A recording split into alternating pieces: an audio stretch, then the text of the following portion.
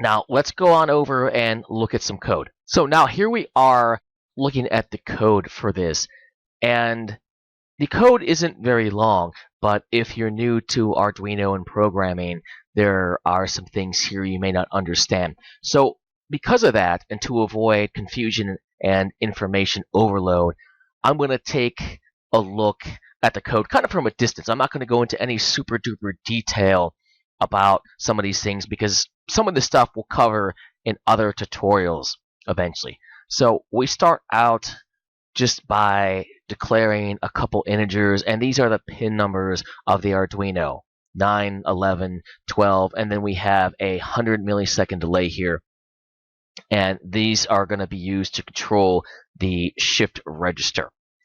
And then we have a byte, LEDs, we set that to 0. Now here we kind of wrote our own function, and that's something that you might not be familiar with. It is possible to write your own functions, and we see the digital write function, which I'm sure a lot of you are familiar with if you've been working with Arduino for more than a few minutes. But then we see this other function here, shift out, that some of you may not be familiar with. So the Arduino reference is a great indispensable tool. And then here you can see it'll give you some information about this function. I went ahead and I added some comments. And what it does is it shifts out a byte of data 1 bit at a time. Now, data pin, which is pin 12, is a pin on which to output each bit. And then clock pin, which is pin number 9, is the pin to toggle once a data pin has been set to the correct value. Then we see here this LSB first. That's a keyword. And LSB stands for least significant bit. So it's the rightmost bit in a string of ones and zeros or a binary number. And MSB stands for most significant bit. And here, this is just the bit order. And we're telling it, look, shift out the least significant bit, or LSB, first. And then finally, the value at LEDs, or LEDs rather, that's the value, that's the data to shift out. And then we do another digital write here, and we're making latch pin high once we're done. So that's that function. And we jump into setup. And in setup, all we're doing is setting these pins, latch pin, data pin, and clock pin, as outputs.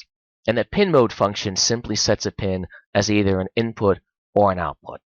So that's all we need to do in setup. Then we jump into the loop, and right away we call the function we wrote here.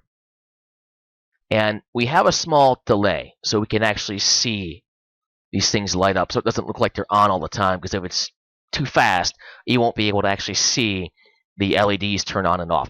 And notice here how delay is a built-in function, as a lot of you probably know, but I use the variable up here, delay. And I capitalize it, because if I would have not capitalized it, if I try to compile that, I'll get an error. So just be careful if you're doing something like this. Maybe I could have called it time delay or something else. It would have been probably a little bit less confusing. But I know the difference, and I just want to let you know to be careful here. So now we have a for loop, and we're going to jump into a for loop, and we're going to use an index I, set it to 0, and then increment I from 0 to 7. And then we come in here with this other built-in function you may not be familiar with, bit set. And this sets, and by set it means to write a 1, okay, to a bit of a numeric value, or numeric variable, I'm sorry. And then LEDs is the variable whose bit we're going to set. And then the I is the index, so it's going to count 0 through 7 as we move through the for loop. So we're going to start at 0, we're going to set it, we're going to update the shift register, call the function again, and then delay, and then come back through the for loop 8 times. And then that's what's going to actually turn on the LEDs, kind of one at a time. So again, the code, if you haven't been working with Arduino for a while, some of this could be a little confusing, but I just wanted to quickly go through the code and show you guys how it works.